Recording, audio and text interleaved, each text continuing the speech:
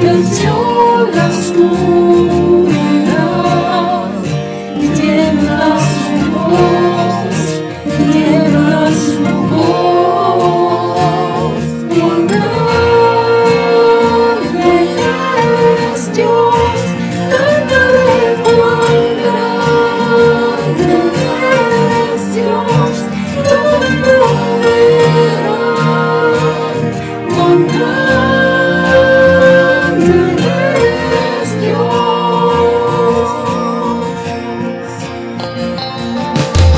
Día a día Él está,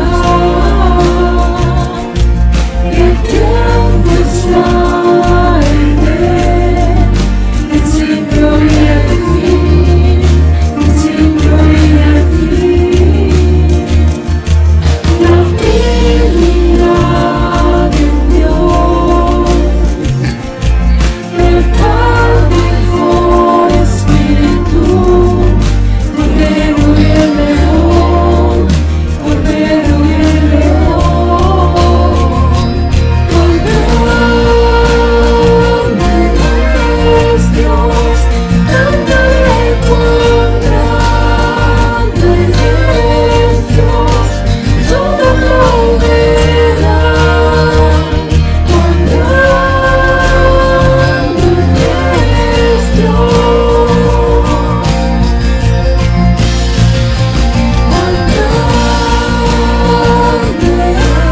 es Dios, cántale cuán grande es Dios, todos lo verán, cuán grande es Dios. Y tu nombre sobre todo es, tú eres digno de honrar, y mi ser dirá, cuán grande es Dios.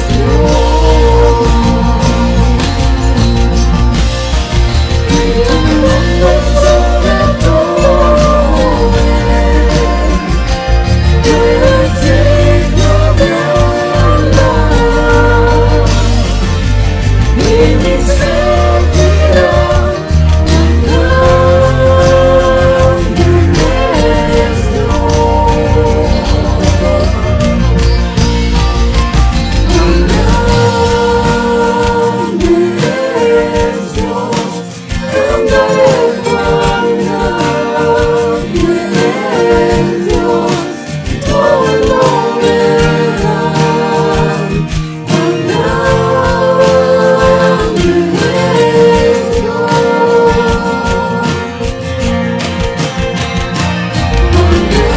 grande es Dios, cántale cuán grande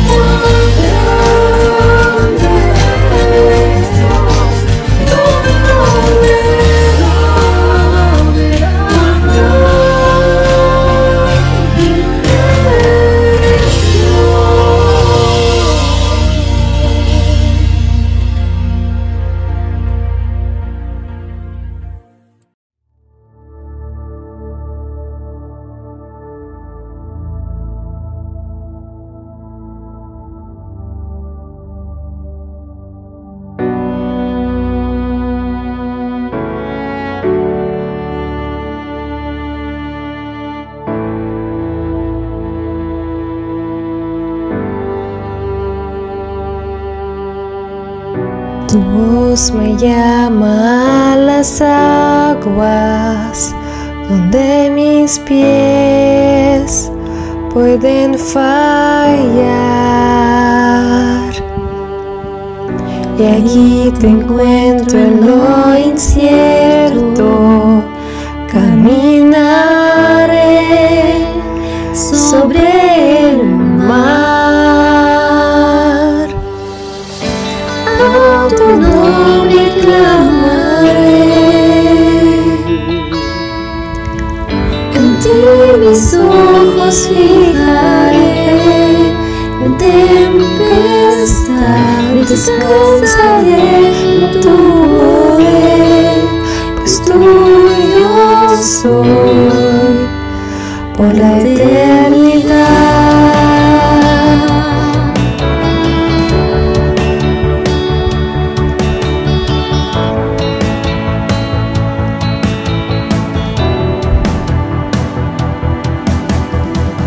Tu gracia abunda en la tormenta, tu mano, Dios, me guiará.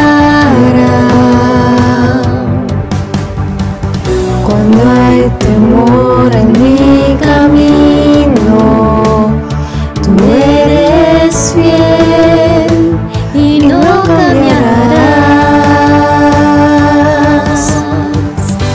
A tu nombre clamaré, en ti mis ojos fijaré. Tempestad, descansaré en tu poder, pues tuyo soy por la eternidad.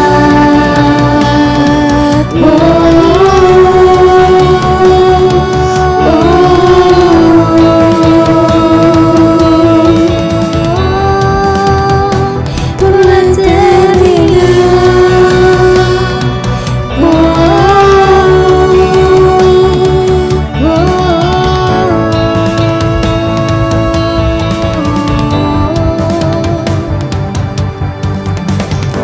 que tu espíritu me guíe sin fronteras, más allá de las barreras, a donde tú me llames.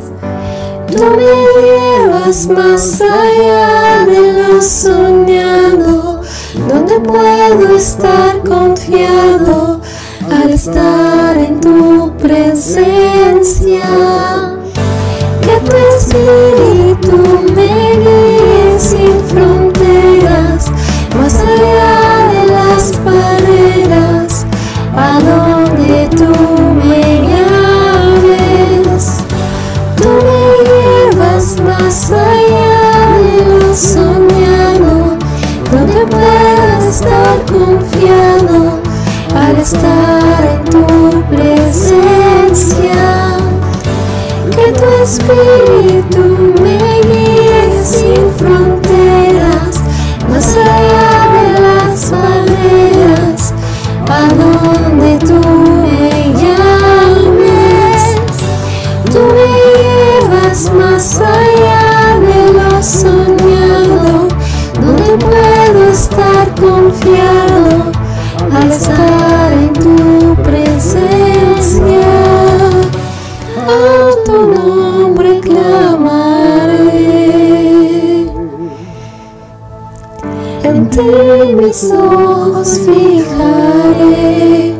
En tempestad descansaré en tu poder, pues tuyo soy por la eternidad.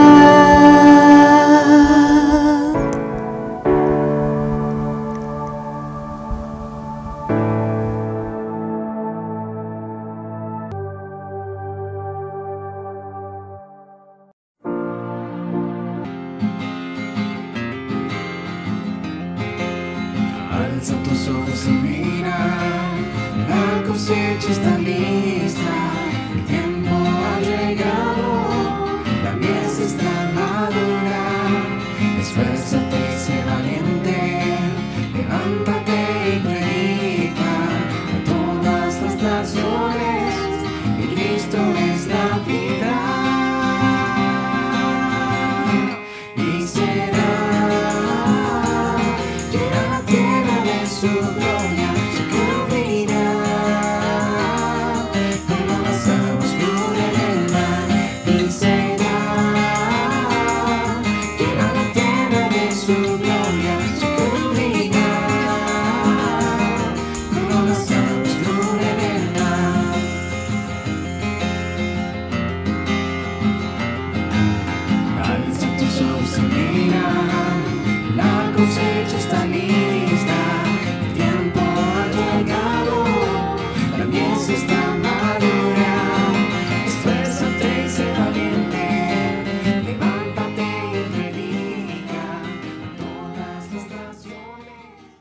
Hola, bienvenido a la Iglesia Cristiana Hispano-Suiza. En unos momentos empezará la emisión en vivo. Por favor, prepara los siguientes materiales. Ten tu Biblia a la mano. Recuerda que si estás usando tu teléfono portátil, no tendrás oportunidad de buscar los textos bíblicos en el mismo dispositivo. Ten siempre preparado un cuaderno de apuntes. Te servirá para tomar notas o citas bíblicas que después puedes volver a revisar. Lápices de colores te permitirán marcar o resaltar algún versículo bíblico que te llame la atención. Que Dios te bendiga. Del Evangelio de Juan. Permítanme empezar con una oración. Padre, gracias por tu palabra que aprendemos, tu palabra que nos alimenta, tu palabra que nos guía. Dirige este estudio, oh Dios, dirígelo para tu gloria, que tu Espíritu Santo nos hable y nos bendiga en el nombre de Jesús. Amén. La semana pasada estábamos viendo ya Jesucristo camino al Gólgota. Hablamos acerca del Gólgota, hablamos acerca de Simón de Cirene, hablamos acerca de los dos ladrones que estaban crucificados al lado del Señor. Y por último, hablamos acerca de ese cartel que Pilatos mandó poner que decía Rey de los Judíos. Y la pregunta que nos hicimos es, ¿Rey de los Judíos o Rey de Reyes y Señor de señores? El día de hoy continuaremos empezando con el versículo 23 del capítulo 19 del Evangelio de Juan. Les invito a buscar en sus Biblias Juan capítulo 19, versículos 23 y 24.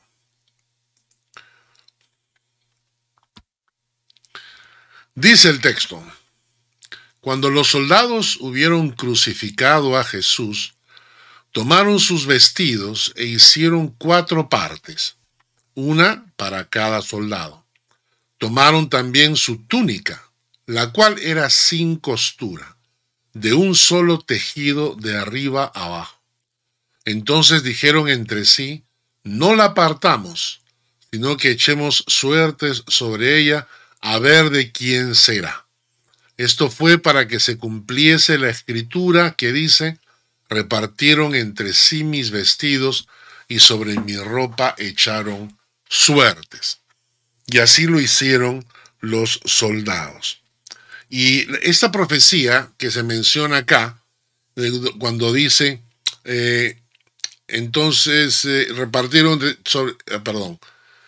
esto fue para que se cumpliese la escritura, dice, ¿no? Esto fue para que se cumpliese la escritura.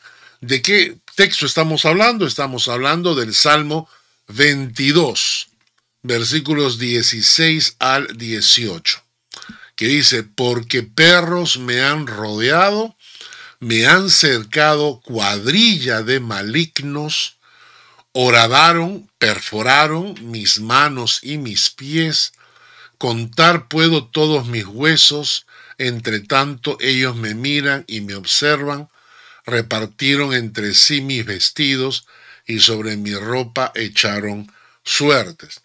Está hablando de un salmo profético, del Salmo 22. En este salmo mesiánico, Salmo 22 es un salmo mesiánico, se profetiza, ¿no? Que dice, porque perros me han rodeado, me han cercado, cuadrilla de malignos, han perforado mis manos y mis pies, porque después de los azotes que Cristo ha recibido, literalmente le han desgarrado la carne. Y luego el versículo 18 dice, repartieron entre sí mis vestidos y sobre mi ropa echaron suertes. Es impresionante la profecía bíblica, la exactitud y el detalle de la profecía. Cuando es escrito el Salmo 22, estamos hablando de 1000 años antes de Cristo, 1000 años por lo menos antes de Cristo.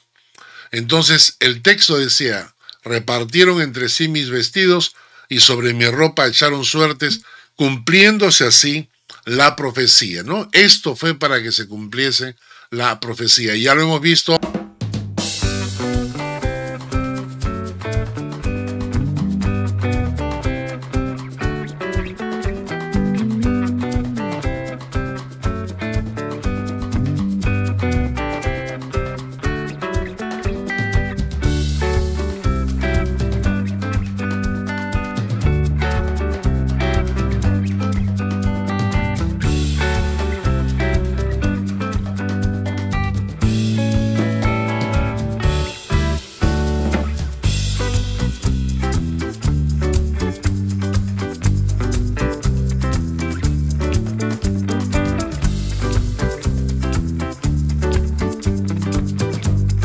En nuestras manos.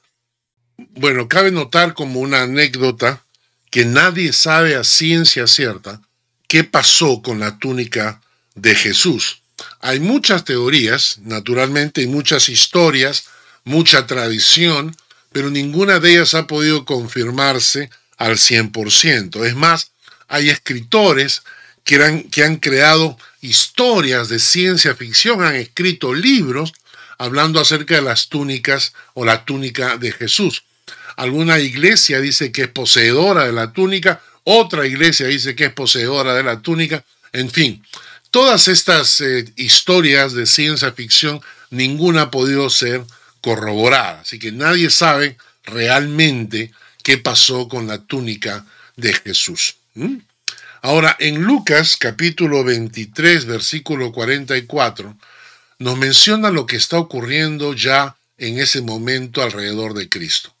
Cuando era como la hora sexta, dice, Lucas 23, 44, hubo tinieblas sobre toda la tierra hasta la hora novena.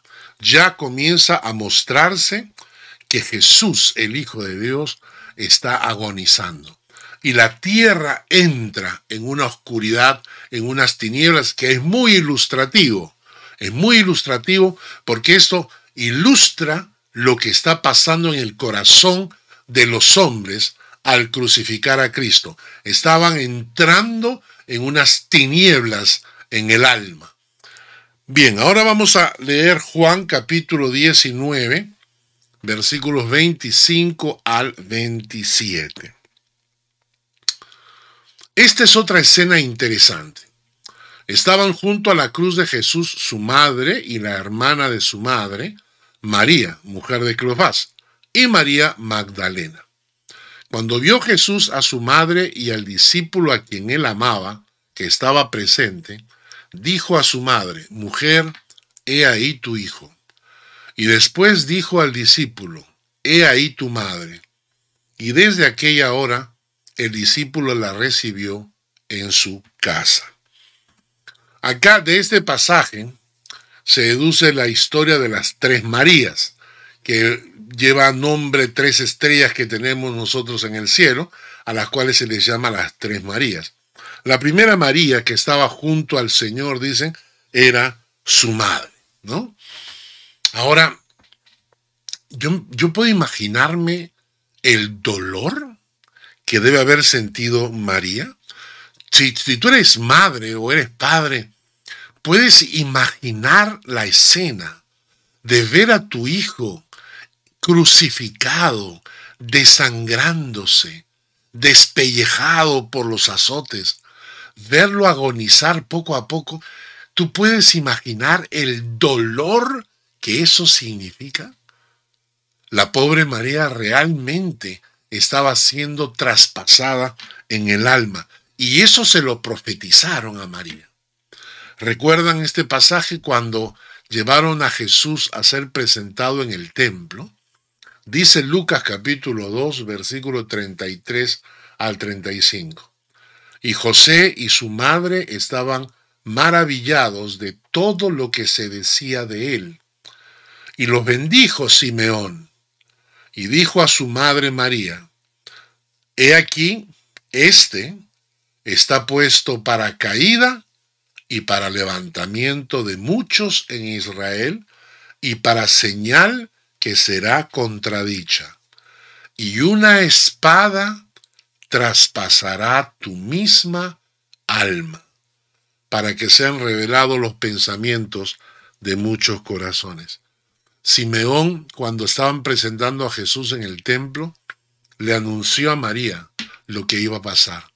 Le dijo, una espada traspasará tu misma alma. Creo que eso es lo que María sentía, estando frente a Jesús, viéndolo agonizar. De solo imaginarme, ¿sabes qué? Se me ponen los pelos de gallina. El dolor que debe haber sentido esa madre viendo a su hijo allí, ¿no? La segunda María que aparece acá dice, y la hermana de su madre, María, mujer de Cleofás. En otras palabras, estaba la tía de Jesús, ¿no? La tía carnal de Jesús, que también era la mujer de Cleofás, y que en otros textos, en otros evangelios, nos dice que era madre de Jacobo y de José, de un tal Jacobo y de un tal José. Y entonces la tía de Jesús también estaba acompañando a su hermana en este momento de angustia.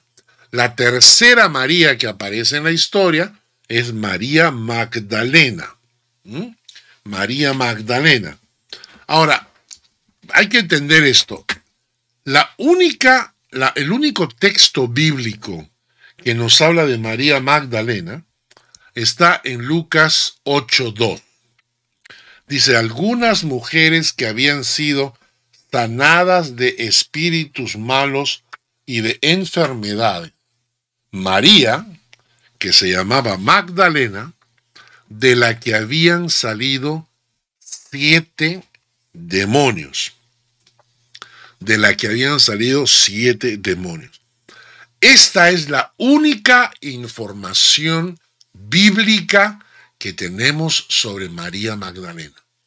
Una mujer que había sido poseída por 7 demonios y que Jesús, al entrar en contacto con ella, la liberó, le sacó esos espíritus del alma y la limpió en su corazón.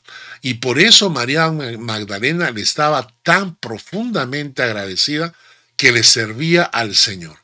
Naturalmente, a través de la historia, gente con mal corazón y con malas intenciones han tratado de vincular a María Magdalena con Jesús como si María Magdalena hubiese tenido un hijo de Jesús. Es más, hace un tiempo atrás, no sé si recuerdan, que llegó una serie, una película que se llamaba El Código Da Vinci, que se hablaba del Santo Grial, refiriéndose como si el Santo Grial fuera una copa, ¿no?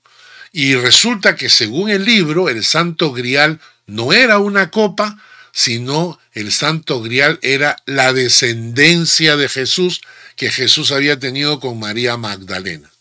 Y quiero que entiendan bien, la Hollywood y todos estos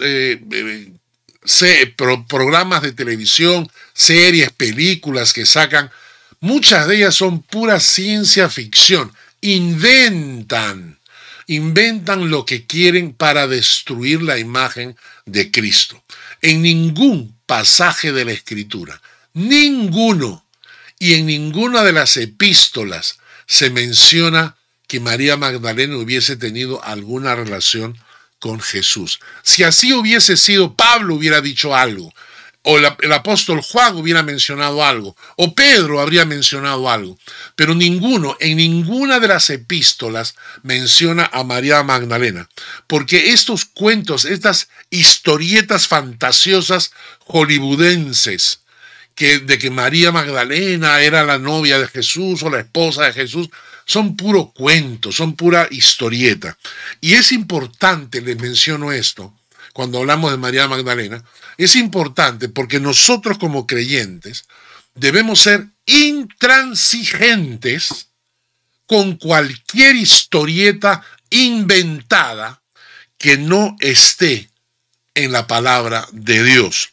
Hay muchas historias, fantasías, algunos le llaman novela, le dicen. El autor del Código Da Vinci, cuando lo entrevistaron, tuvo que decir, mi libro es una novela, no es un libro histórico, es una novela, yo lo he inventado, porque había gente que quería creer lo que estaba escrito ahí. La maldad de los hombres va a tratar de distorsionar y ensuciar el nombre del Señor. Y nosotros como creyentes tenemos que ser firmes. Y escúchenme bien, en los últimos tiempos han aparecido un montón de conspiraciones, teorías y historias fantasiosas. No se dejen engañar, solo creemos lo que está escrito en la palabra de Dios. Fuera de lo que no está escrito, no lo creamos, no lo creamos y defendamos la autoridad de la palabra. Esto es importante. Y entonces cuando a mí me preguntan, ¿y María Magdalena? ¿Qué había entre María Magdalena y Jesús? Nada, nada. ¿Por qué? Porque lo único que menciona la Biblia es que María Magdalena tuvo 7 demonios que Jesús le sacó. Y punto. ¿De acuerdo? Ahora, junto a la cruz estaban María su madre, María su tía, la esposa de Cleofás, y María Magdalena. Y de ahí viene el cuento de las 3 Marías. Pero en realidad habían más personas. No solamente estaban estas 3 mujeres, sino que habían más personas. En Mateo capítulo 27, versículos 55 al 56 nos dice, estaban allí muchas mujeres mirando de lejos, las cuales habían seguido a Jesús desde Galilea, sirviéndole, entre las cuales estaba María Magdalena, lo entendemos, María la madre de Jacobo y de José, que vendría a ser la esposa de Cleofás, la tía de Jesús, y aquí aparece la madre de los hijos de Zebedeo, ¿ok? Y en Marcos capítulo 15, versículo 40 al 41, nos dice que también había algunas mujeres mirando de lejos, entre las cuales estaba María Magdalena, ¿ok? María, la madre de Jacobo, el menor, y de José, ¿ok? Y una tal Salomé, quienes cuando él estaba en Galilea le seguían y le servían, y otras muchas que habían subido con él a Jerusalén. En otras palabras, aparte de estas 3 mujeres, habían más, ¿no es cierto? Es interesante porque, aparte de los discípulos, ninguno de ellos estaba. Ninguno de ellos estaba. Solamente estaba, según el texto, el discípulo amado. El discípulo amado. Entonces, todos los discípulos que le habían prometido a Jesús seguirlo y serle fiel, a la hora de la adversidad, lo abandonaron. ¿Les parece eso una historia extraña? No. Lo mismo pasa con las iglesias. Muchas veces las iglesias, cuando están en auge, cuando están en el punto de mira, se llenan de creyentes, de visitantes, vienen a la iglesia empieza a crecer. Pero cuando la iglesia empieza a pasar problemas, muchos de esos creyentes fieles desaparecen buscando otra iglesia que los llene más. Entonces la fidelidad que le habían prometido a Jesús se vio probada en estos momentos y muchos de ellos perdieron ese premio a la fidelidad. ¿Por qué? Porque abandonaron al Señor. El único que se quedó allí es un tal discípulo amado. Y de todos los discípulos, solo este se atrevió a acompañar a este grupo de mujeres para estar con Jesús en el momento de su crucifixión.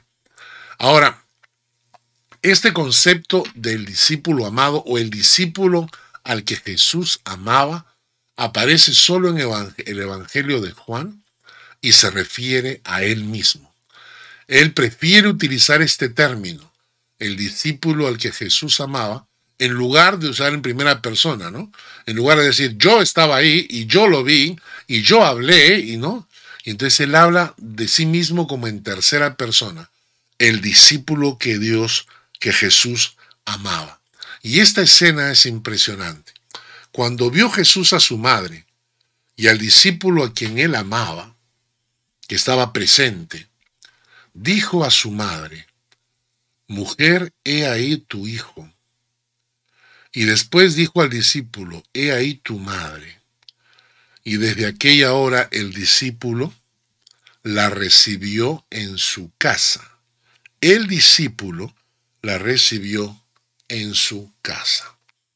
Es interesante porque Jesús está muriendo.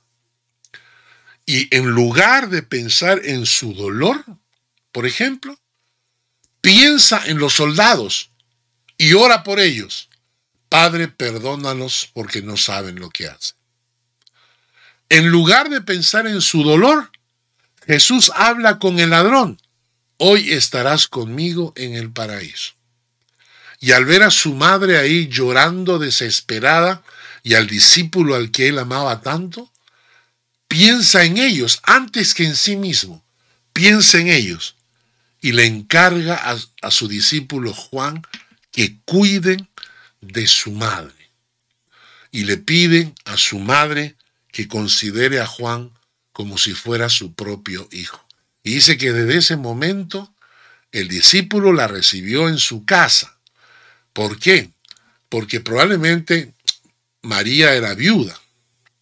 Según los historiadores, la última vez que aparece José en la historia es cuando Jesús tenía 12 años y se quedó en el templo. ¿Recuerdan esa historia?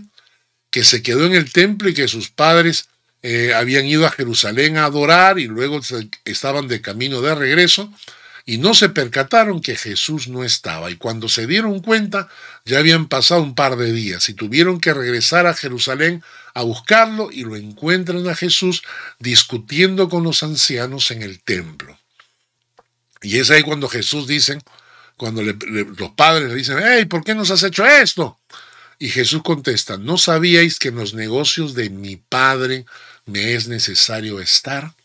Cuando ocurre esta escena, el evangelista Lucas dice que sus padres lo fueron a buscar. Y esto fue cuando Jesús tenía 12 años. Y a partir de los 30 años, cuando Jesús empieza su ministerio, José ya no aparece en ninguno de los escritos ni en los evangelios. Entonces es creíble de que José, entre los 12 años y 30 años de la vida de Jesús, haya fallecido, cosa que no era extraña. Mucha gente fallecía de enfermedades o de accidentes, se herían con algo y no tenían cómo curar la herida y terminaban falleciendo. Y una mujer viuda como María probablemente no tenía quien cuidase de ella. Si bien es cierto, Jesús tenía hermanos, pero entonces él se preocupa por ella y le dice a Juan: Juan, he ahí tu madre, considérala como si fuera tu madre. Cuídame a mi madre, le está diciendo, cuídamela, cuídamela. Y luego le dice a María: María, considera a Juan como tu hijo. Cuenta la historia, la tradición, de que huyendo Juan llega a Éfeso, ¿ya? Los cristianos comenzaron a ser perseguidos y Juan llega a Éfeso y que viajó con María. Y para esconderla a María, porque el objetivo de estos judíos que perseguían a la iglesia y los romanos que a veces estaban locos como Nerón, querían exterminar a cualquier persona que significara algo para la fe cristiana. Y entonces querían exterminar a Pablo, querían exterminar a los apóstoles y naturalmente exterminar a la madre del Señor era una prioridad. Entonces cuenta la historia que Juan se llevó a María a Éfeso y la escondieron en una cabaña en el bosque. Entonces, y que allí María pasó sus días hasta el día de su muerte. Si visitan hoy en día Éfeso, actualmente en Turquía, pueden ir y visitar la supuesta cabaña de María en el bosque, ¿no? Pero recuerden siempre, siempre, no se olviden, recuerden siempre que todas estas, digámosle, reliquias o tradición, el manto, la cabaña de María y todo el monte Calvario con la iglesia que se construyó ahí, todas estas cosas tienen mucho de tradición y mucho no se puede comprobar. Entonces es más una cuestión turística, digámosle así. Pero no se les ocurra que están realmente en un lugar santo. Ustedes visitan la supuesta cabaña de María y van a ver a muchísima gente escribiendo en papelitos pedidos y deseos y poniéndolo ahí en las paredes. Entonces, todo este tipo de cosas deben quedar fuera de la fe de un creyente. Volvemos a Juan, capítulo 19, ahora versículo 28 y 29. Después de esto, sabiendo Jesús que ya todo estaba consumado, dijo, para que la escritura se cumpliese, tengo sed. Y estaba allí una vasija llena de vinagre, y entonces ellos empaparon en vinagre una esponja y poniéndola en un hisopo, se la acercaron a la boca. Este pasaje, cuando dice acá, para que la escritura se cumpliese, tercera vez que vemos esta frase, para que la escritura se cumpliese, tengo sed, dicen. Este pasaje está en el Salmo 69. Tú sabes mi afrenta, mi confusión, mi oprobio delante de ti, están todos mis adversarios. El escarnio ha quebrantado mi corazón y estoy acongojado. Esperé quien se compadeciese de mí y no lo hubo, y consoladores y ninguno hallé. Me pusieron además hiel por comida y en mi sed me dieron a beber vinagre. Nuevamente, para que la escritura se cumpliese, para que se cumpliesen todas las palabras dichas por Dios por medio de los profetas. Porque el cielo y la tierra pasarán, pero mis palabras no pasarán. ¿Por qué? Porque lo que tenemos en nuestras manos es la palabra bendita de Dios, para que la escritura se cumpliese. Ahora, ¿tiene esta frase alguna connotación especial cuando dijo tengo sed? Bueno, yo creo que no. Yo creo que simplemente Jesús tenía sed. Se ha tratado de dar muchas interpretaciones. Cada Semana Santa, ¿no? Se hace esto, ¿no? Cada Semana Santa se hacen las 7 palabras, ¿no? En la televisión. Y salen ahí los pastores y los sacerdotes a hablar de las 7 palabras, ¿no? Padre, perdónanos porque no saben lo que hacen. Hoy estarás conmigo en el paraíso. Mujer, he ahí a tu hijo, hijo, he ahí a tu madre. Tengo sed. Eloí, Eloí, lama sabactani. Dios mío, ¿por qué me has abandonado? Tetelestai, todo está consumado, todo está cumplido. Padre, en tus manos encomiendo mi espíritu. Estas son las 7 palabras. Y cada una de ellas tiene algún significado, pero yo personalmente pienso cuando dijo tengo sed, creo que no había nada en especial, ¿no? No creo que Jesús quería darnos un gran mensaje espiritual, yo creo que simplemente tenía sed, ¿no? Ahora, lo interesante es que dice el texto que los soldados corrieron y le dieron vinagre. Ahora, ¿se refiere esto a vinagre de cocina, como nosotros lo tenemos hoy en día en la casa? Porque ese vinagre de cocina es imposible de tomar. O sea, ¿y qué hacía un balde de vinagre en un lugar de crucifixión? No tiene sentido. Lo que sí tiene sentido es que en algunos manuscritos no se traduce como vinagre, se traduce como posca. Posca. ¿Qué cosa era posca? Posca era una bebida de vino diluida. Es decir, cuando el vino era una bebida costosa, ¿de acuerdo? Y cuando el vino se deja al contacto con el oxígeno, entonces se vuelve ácido. Entonces el vino se malogra. Si no está bien protegido, el vino se malogra. Y entonces, como el vino era una bebida costosa, cuando este vino se ponía un poquito ácido o se ponía un poquito amargo, entonces lo mezclaban con agua. Y esto lo hacían los soldados romanos, porque el agua no era potable. No había una hidroeléctrica que potabilice el agua en aquella época, no. El agua muchas veces era contaminada.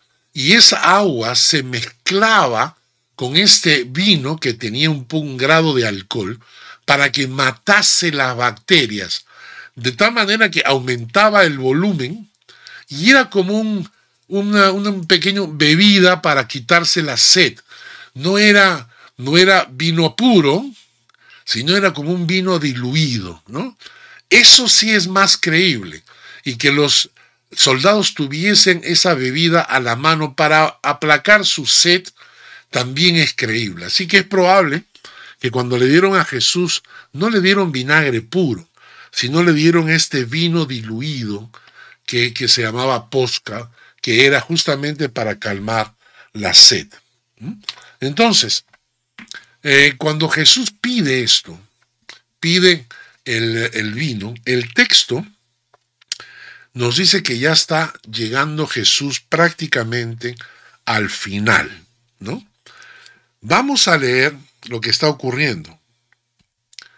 En Lucas 23:44 dice: cuando era como la hora sexta, hubo tinieblas sobre toda la tierra hasta la hora novena.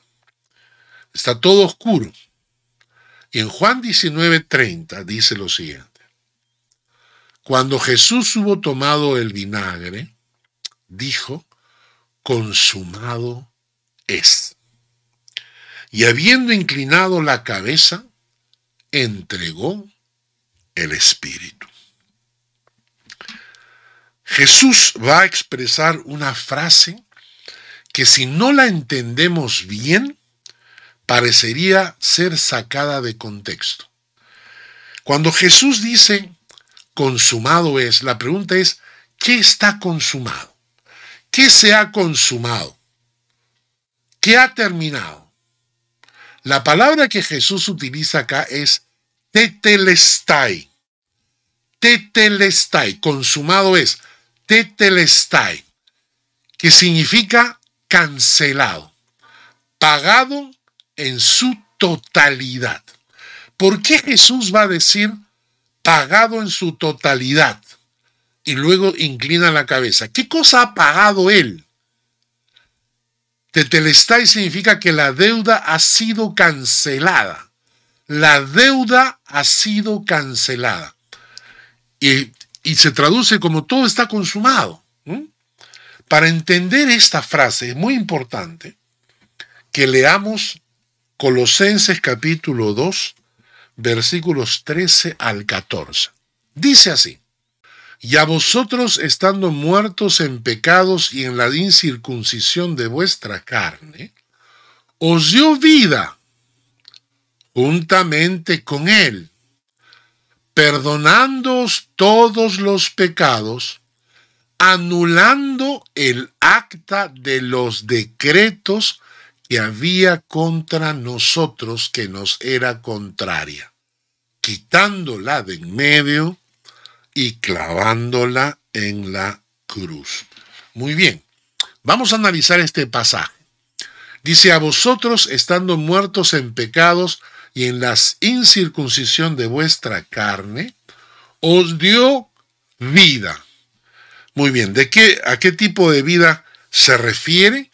Obviamente hemos hablado antes de que una cosa es la vida biológica, ¿no?, que tenemos desde el momento de la concepción.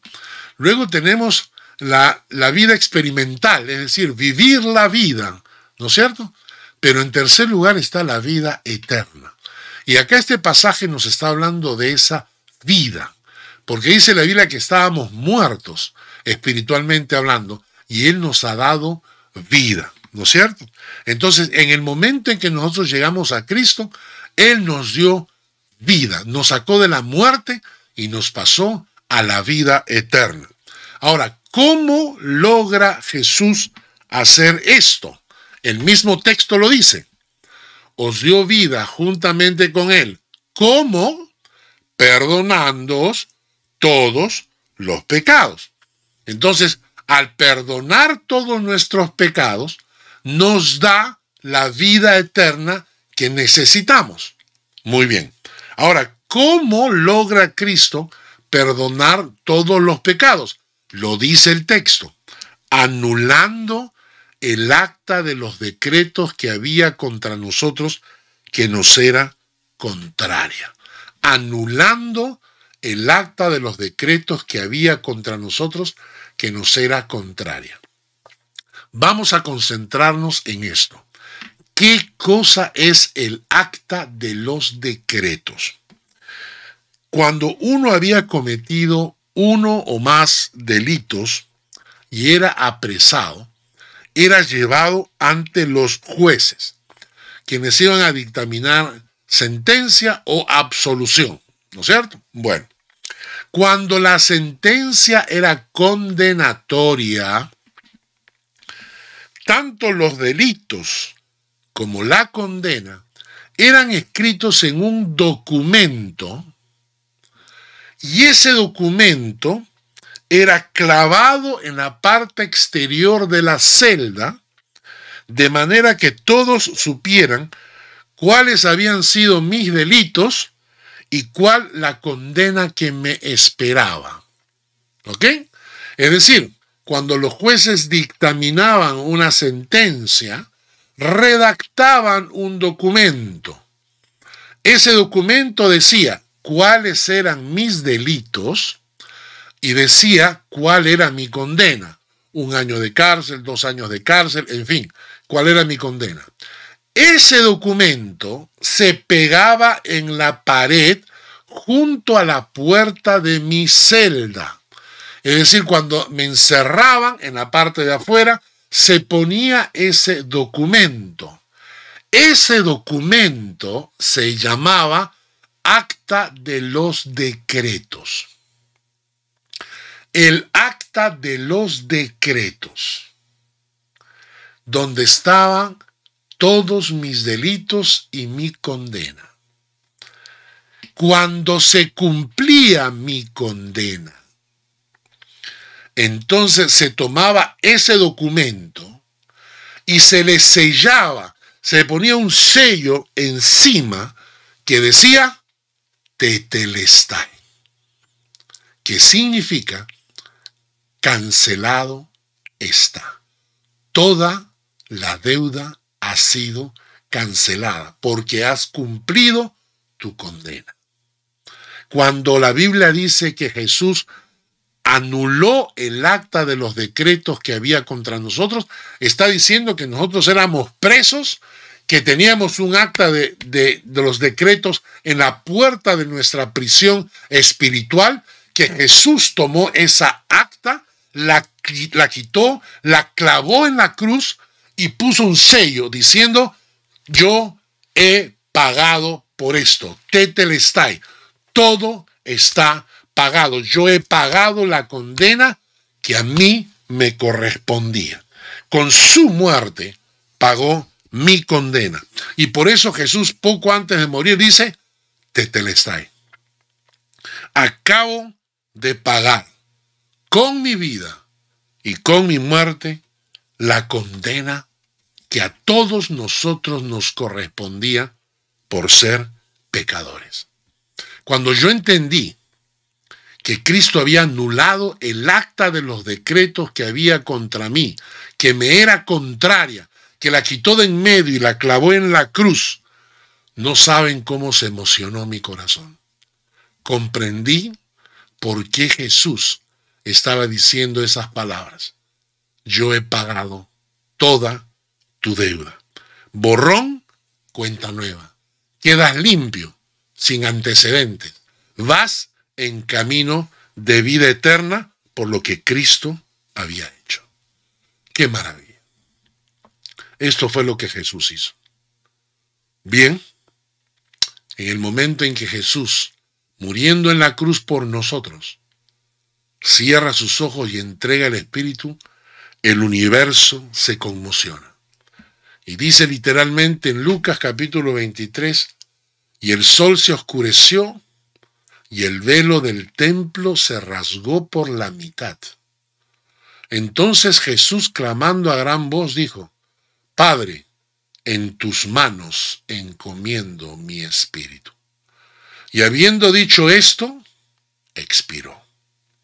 Cuando el centurión vio lo que había acontecido, dio gloria a Dios, diciendo: verdaderamente este hombre era justo. Y toda la multitud de los que estaban presentes en este espectáculo, viendo lo que había acontecido, se volvían golpeándose el pecho. Claro, antes se burlaban, antes lo difamaban, lo insultaban, y ahora, al ver que Jesús muriendo en la cruz, el cielo, la tierra se conmueven, se rasca el velo del templo, hay un terremoto, todo hay un eclipse, una oscuridad. Ahora sí les viene miedo, ahora sí les viene miedo. Y comienzan a golpearse el pecho, pero ya es tarde, ya es tarde. Y el otro soldado lo dijo así: el centurión que estaba frente a él, viendo que después de clamar había expirado así, dijo: verdaderamente este hombre era hijo de Dios. Y a veces me da tanta pena, hermanos, que cuando hay creyentes que leen este pasaje y no entienden que el que estaba muriendo era el Hijo de Dios, muriendo por ti y por mí, y que por eso Él merece de mí toda gloria, toda honra, todo respeto, toda obediencia, porque el que estaba muriendo en la cruz era el Mesías, el Hijo de Dios, el enviado. Que Dios ponga en nuestro corazón ese agradecimiento profundo al Señor, porque sufrió desde las 9 de la mañana que lo crucificaron hasta las 3 de la tarde en que falleció. Y cuando Él fallece, dicta estas palabras preciosas: yo he pagado toda tu deuda. Ya no tienes deuda con Dios. Ven a mí y te daré vida eterna. Gracias, Padre, por esta palabra y por este estudio. Pedimos que tú nos bendigas con él y que lo hagas llegar a los corazones que necesiten entender esta palabra. Gracias en el nombre de Jesús. Amén. Que Dios les guarde. Nos vemos la próxima semana. El Señor te bendiga y te guarde. El Señor haga resplandecer su rostro sobre ti y tenga de ti misericordia. El Señor alce sobre ti su rostro y ponga en ti